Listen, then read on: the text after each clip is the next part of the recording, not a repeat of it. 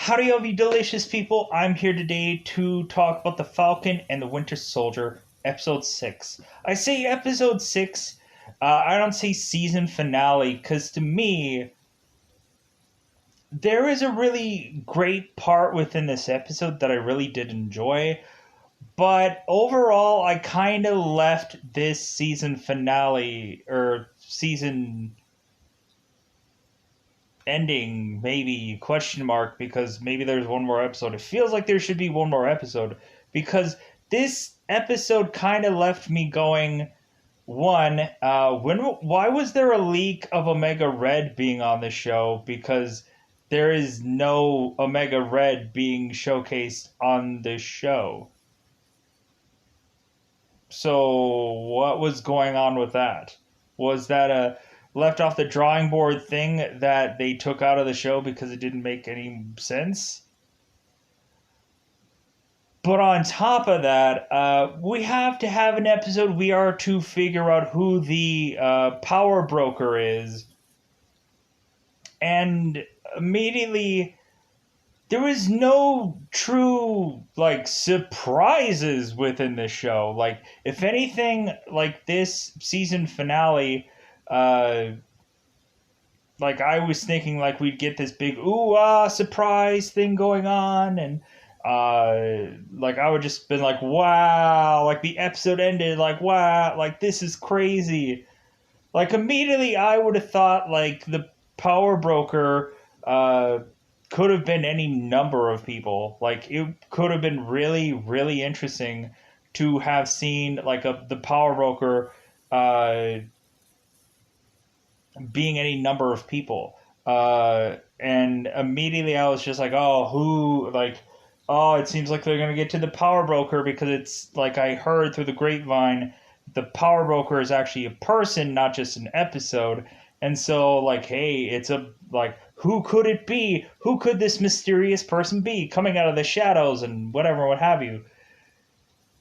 Really, I would have to say the suit that Falcon wears in this episode, let's just say, because this is the cryptic version of this episode, honestly doesn't look like it actually fits him. I think they just, I don't know. I think they set up the suit, but it doesn't look the head part, feels obviously, not made to fit, Falcon. It looks weird because it looks like the very end of it doesn't meet his hairline, and so it just looks weird. It was something to just kind of either get used to or just adjust, because I was like, okay, this looks just I think they were probably testing it out to try to figure out which outfit would have looked the best, but I think they just settled on that. I don't know, just it didn't quite line up right. It didn't quite line up right. But with that said, I would say that there is one great scene in this episode, and we'll get to that in spoilers because I can't talk about it in cryptic sense. Really, there to me kind of felt like this show was going to, it feels like they're ramping up for a second season in here, which I'm not sure if they're going to do or not, because there's no guarantees, and plus also, really we're kind of well, is this show going to lead up to another Marvel movie, or is it going to lead up to a just a season 2? When is the season 2 going to come out? I don't know. With the way that this season kind of played out, overall, I would say that this season is a thumbs up for people that are just coming into the last episode and are just well, hey, should I watch this? I'm well, compared to WandaVision, definitely. It's actually worth watching. WandaVision was a thing that you could have gotten the information of what happened in the show via a YouTube clip, and just be like, oh, okay, well, I didn't need to see the show. Falcon and Winter Soldier feels like you actually needed to watch this show. That you needed to watch mostly Falcon, but Winter Soldier's progression through here. And because I say mostly Falcon, because it doesn't really feel that Winter Soldier really got anything out of this season whatsoever. Like, the season wasn't long enough to have, like, Winter Soldier having a drastic change. Yeah, he might have worked through some things, but, like, it's not like Winter Soldier from pilot episode to the very end of it, like, completely changed 100% into a completely different person. And people will debate me that, and they'll say, oh no, yeah, like, Bucky completely changed. Yeah, not so much. Like, it's not like he went from 1 to 10 in these 6 episodes. So it's just like I'm not looking at a different person. Like Falcon, like Falcon, you could probably say is a very different person because of the way that he was from pilot to the ending. Like, it does drastically, like, go and do a 180 for how Falcon had accepted things and realized that, like, he's the only guy that can justifiably be who he needs to be, cryptically saying, in this episode.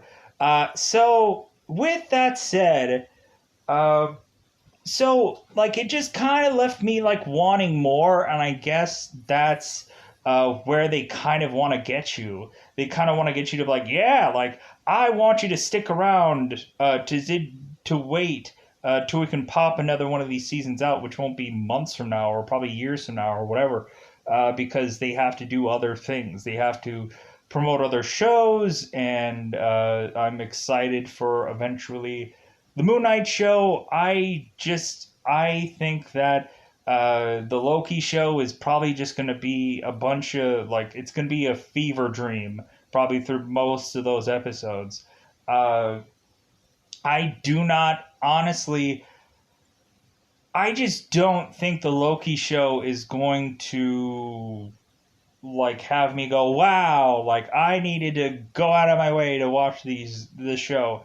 Because I just feel like there's going to be some little treats. There's going to be some little treats in the Loki show. We're going, ooh yeah, I got this character. This character came back to be on the show. There might be some flashbacks or some whatever, but I think that the Loki show might just end up being like a It's Your Life kind of thing, or It's a Wonderful Life kind of thing, where we're going to have Loki come to the realization that he needs to be a good guy, is what I'm assessing or assuming. Like, I don't think that we're going to go and have Loki, like, well, now we're going to just have Loki just be realizing that he needs to figure out how to become an even more villainous person, and how he'll do that is by going back in time to save people or do this or grab this person. I just don't think so. Like, he could probably be getting a team together, but I don't see him all of a sudden, like, going like, well, yeah, like, let's really and truly be a villainous person. I see him coming full circle and being a hero at some point. So, moving on. So, Falcon and Winter Soldier, like, I have really nothing cryptically to even say about this show, even though I've spent more than my cryptic amount of talking about this. We have Sharon Carter, who barely has anything going on in this episode. We have it to where John Walker doesn't have barely anything going on in this episode. We don't even have really Winter Soldier having anything really going on in this episode. It's it's basically Falcon centered, and we have it to where he is doing missions, and then people are appearing to help him out, and then they, for most of everybody, they get a new coat of paint, a new name, or something along those lines, with the exclusion of Bucky, who is just Bucky, or Winter Soldier, whatever name that he's supposed to have in this show. So, with that said, I think now it's about time to get into spoilers about this show. Reasonably, yeah. Let's get into spoiler time. Spoiler time. It's about that time again to spoil this show. So, we have it to where Falcon has to confront Carly, or John Walker will confront Carly, because John Walker is now his own man, but he's still wearing like the Captain America uniform, which I find hilarious. So it's like he's his own man, but he's not his own man, because he's still wearing the same, like he's still wearing the outfit, and he's still like he brought in his homemade shield that barely like lasts through the entire episode. So we have it to where, okay, so Falcon had been told exactly where to go within. Falcon was told where to go to be able to find and get to Carly. And so we have it to where seemingly Falcon is making his way to Carly, as well as John Walker. Winter Soldier is going with him, and it seems that also Sharon Carter is kind of giving these guys intel and like telling them what's all going on. So it seems that the Flag Smashers have gone and intercepted I guess, a building, taken it over, and are trying to get some big businessmen, some political figures, and stuff like that to all be held hostage until they can agree to the Flag Smashers' terms. So we have it to where Falcon is making his way there, and so we end up having John Walker eventually trying to make it to Carly and the Flag Smashers.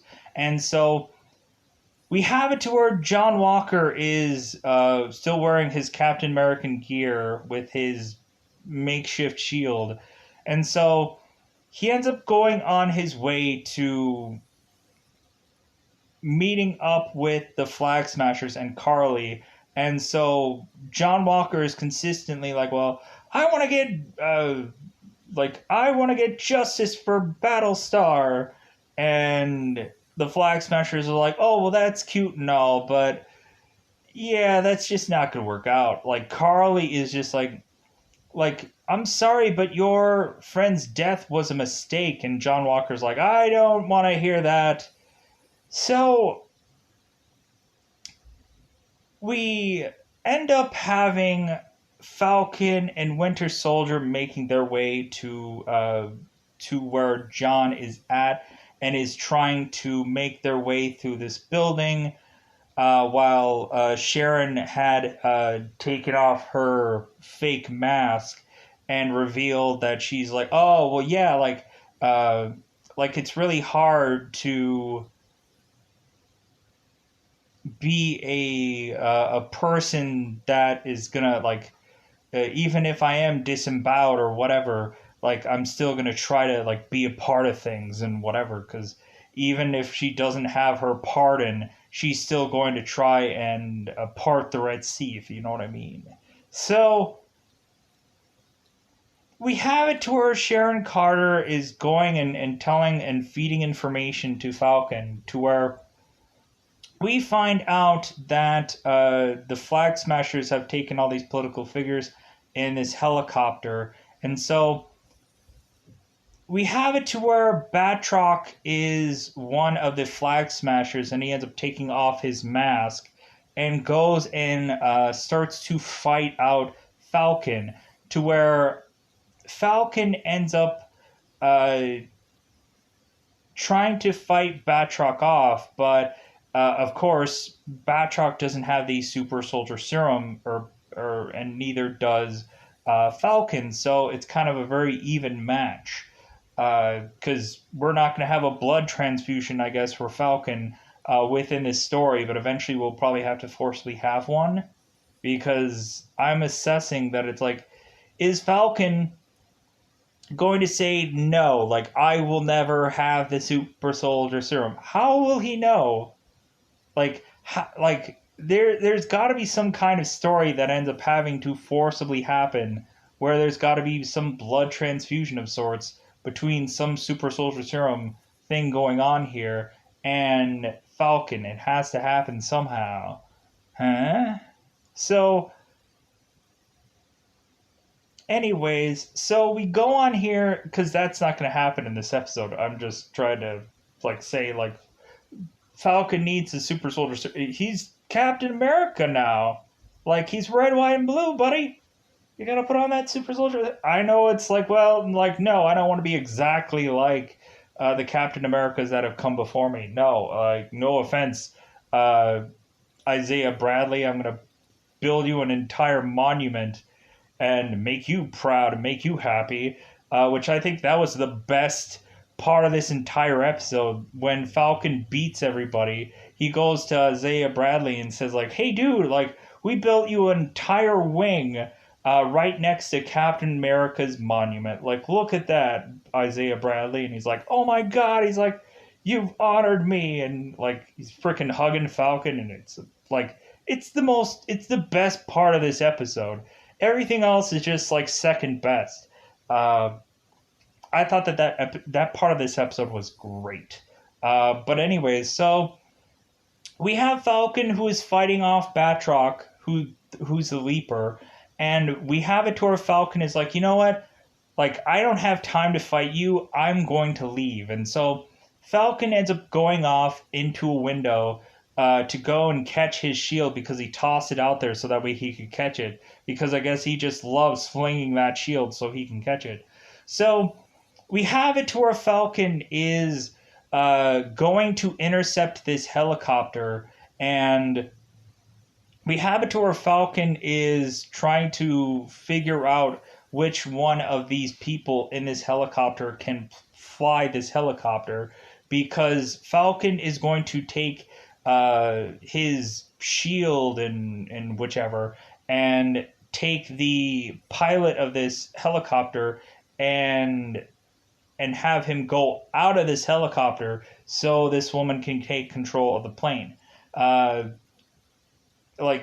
He sends her a thing for her to be able to talk. So he tells her, okay, in 5 seconds, you make your move for the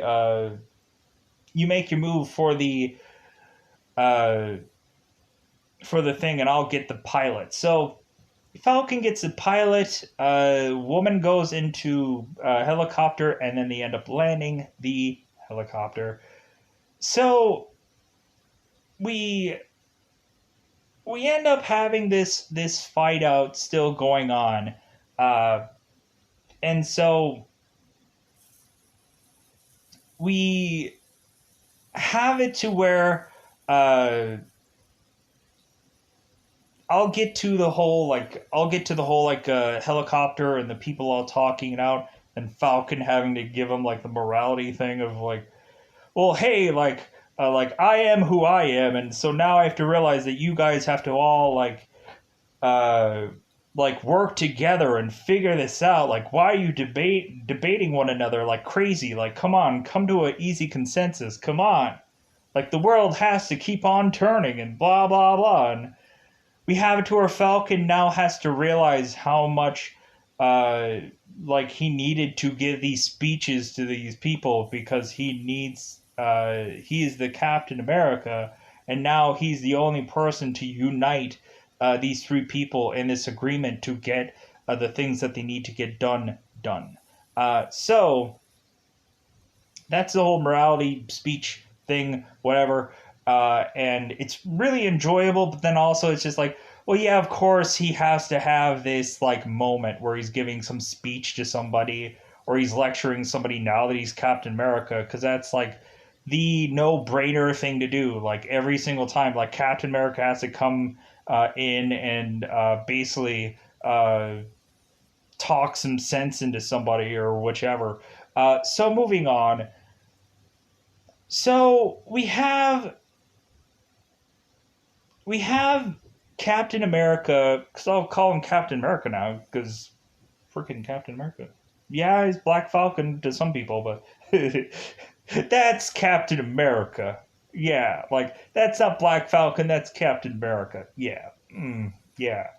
So, uh, the action scenes with Falcon and the Shield were pretty cool. Uh, they were actually really good. I really enjoyed them. Um, I wish there was a lot more of them, but sadly enough, it is what it is. So going into this episode, so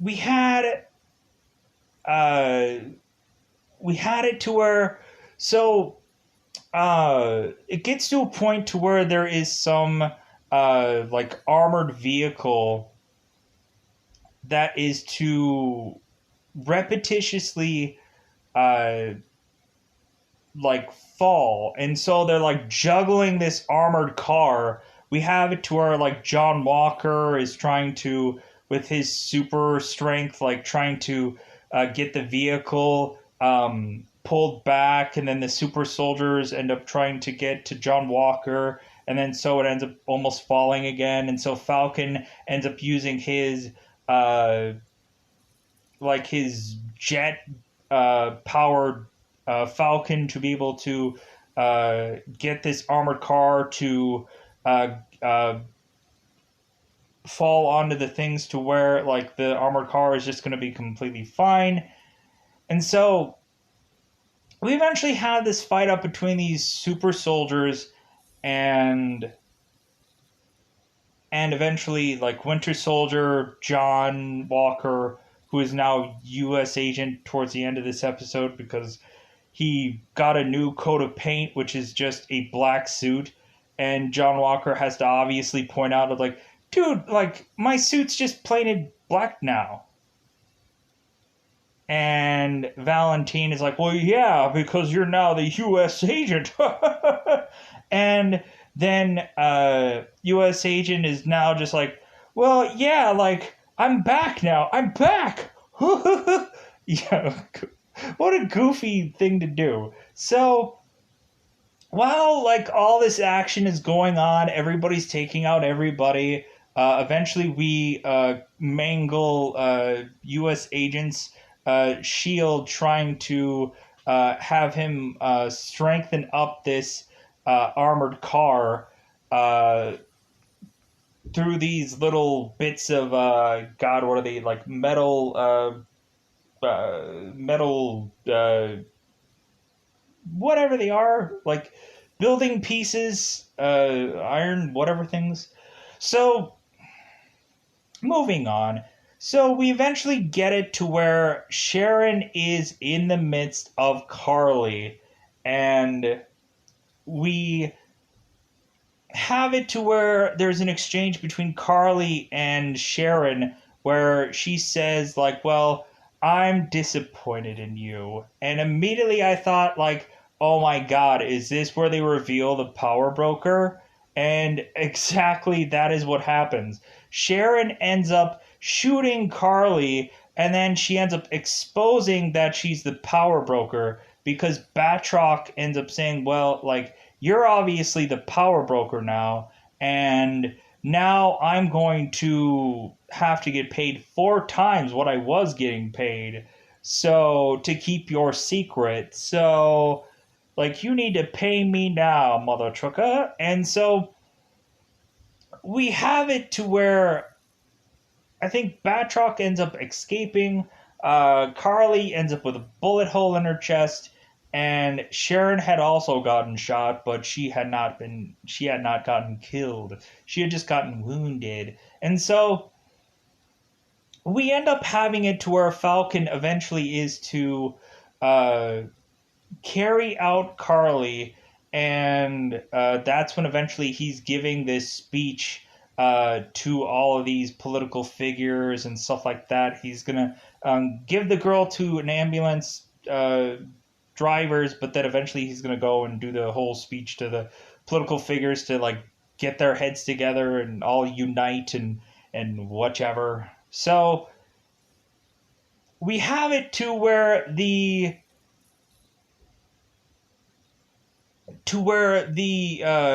we have this code thing of where like Hydra had the whole thing like Hail Hydra, like whisper sweet nothings. We have it to where Carly in this episode mentions to her flag smashers like one world, one people. And so bizarrely they didn't do that any other time but this one episode. Because coincidentally, they had to have the title of the episode in here somewhere. But then also, that is the call that Flag Smashers do. So, now that Carly's dead, it seems that all the Flag Smashers end up in an armored car somewhere to be all arrested. And we have it to where seemingly the police officer or the SWAT team member that is bringing these flag smashers in yet says the word one world, one people, to where it's like, oh my god, wait a minute, they're going to sneak away because Sharon Carter is the power broker and she desperately wants any super soldier character that she can get her hands on.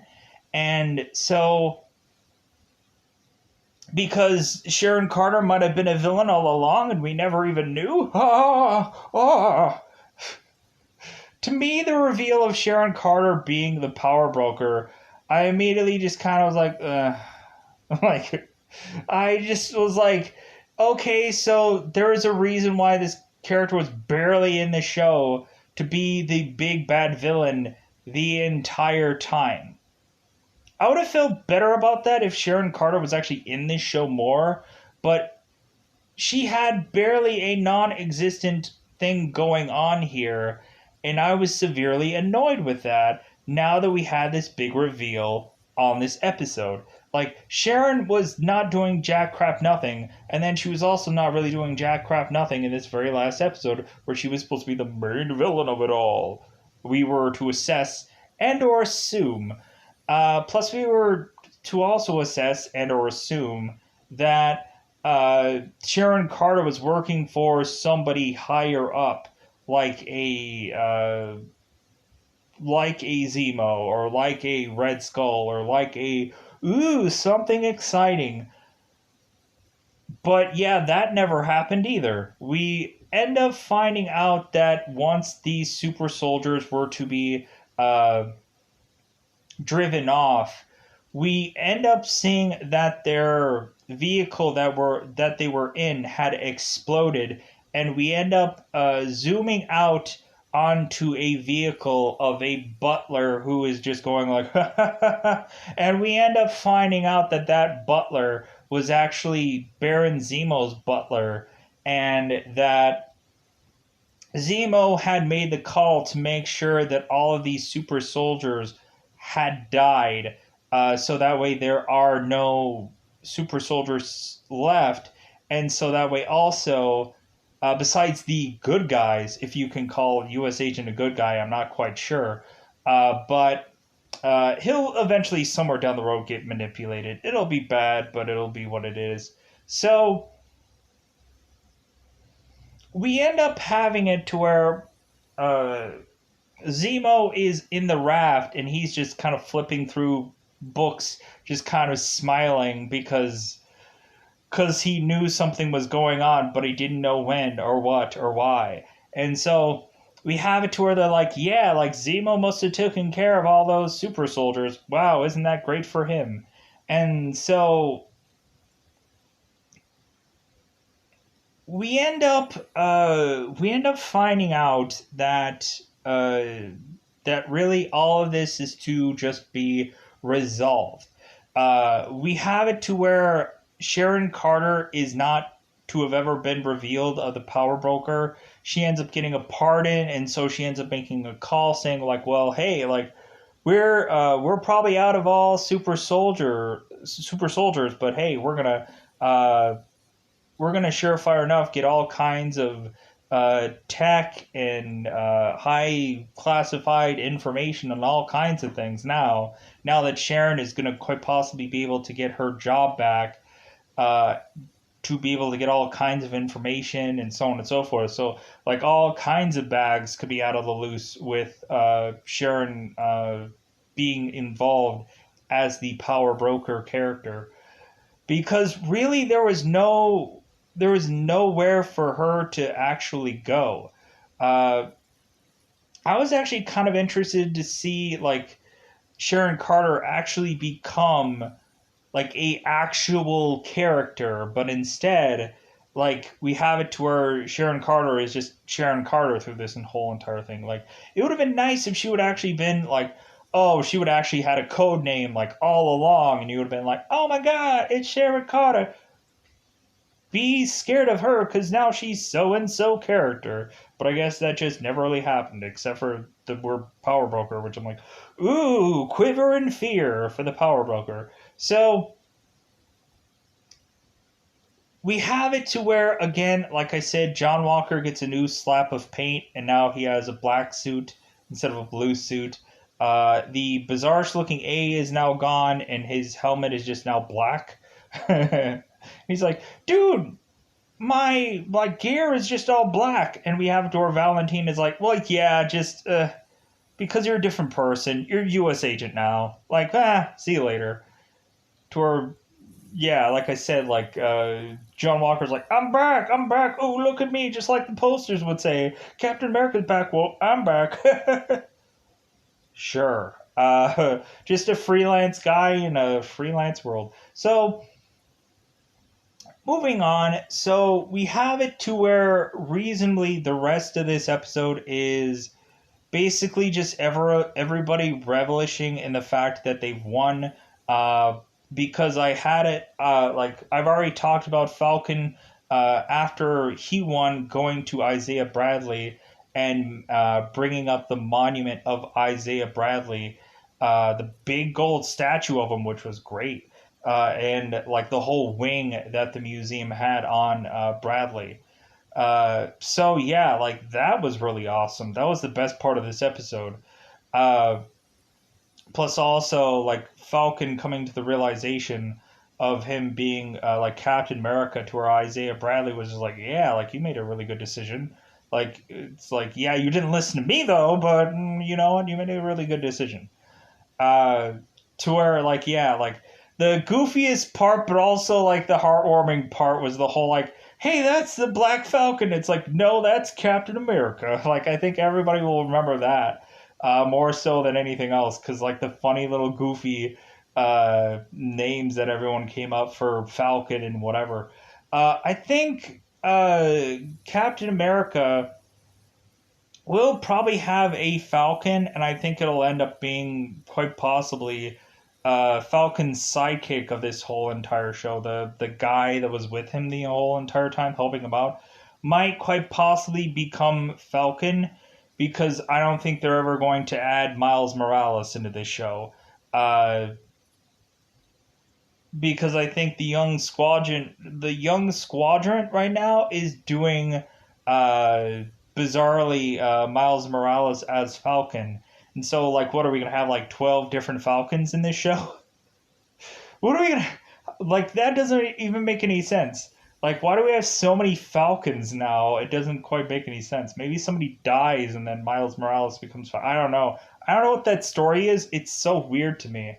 Um, because Miles Morales should just have been Miles Morales Spider-Man, and I get like it just feels like Miles Morales is just piggybacking off of every single superhero. Like eventually we're gonna get like Miles Morales, uh, anybody at this point. We might like, you know what would be actually cool? Miles Morales Venom. That would actually be awesome. For how many numerous times we've had different kinds of Venom characters, uh, eventually to be, I think, given back to Eddie Brock at some point, and so on and so forth. Like, why not have Miles Morales Venom? Like, I'm not to probably seem racist or whatever. Like, I think it would be fitting to have like, instead of having the white symbol, it'd be like the red symbol of Venom. I think that would actually sell. Like, I think people would actually like it. I don't know. I don't know. What is anybody else thinking? I don't know. But anyways, so going on into here, yeah, we have it to where they have this all blowout where they have like a party and everybody's celebrating because it's the end of the show, and they're like, "Oh, thank God!" So now I don't have to like do a billion crunches for every single episode, and so on and so forth. Like we have it to where Bucky doesn't have to wear the metal arm every single episode.